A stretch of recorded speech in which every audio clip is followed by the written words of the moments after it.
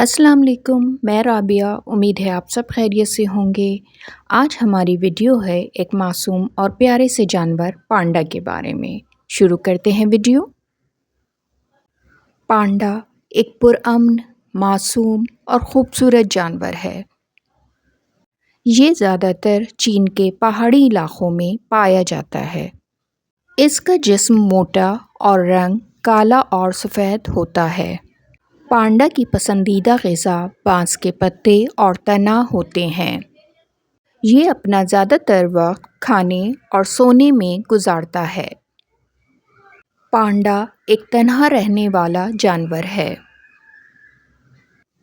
دنیا میں پانڈا کی نسل کو خطرہ لاحق ہے۔ اس کا شمار نایاب جانوروں میں ہوتا ہے۔ پانڈا کی حفاظت کے لیے دنیا بھر میں اقدامات کیے جا رہے ہیں۔ عالمی سطح پر پانڈا کا دن 16 مارچ کو منایا جاتا ہے۔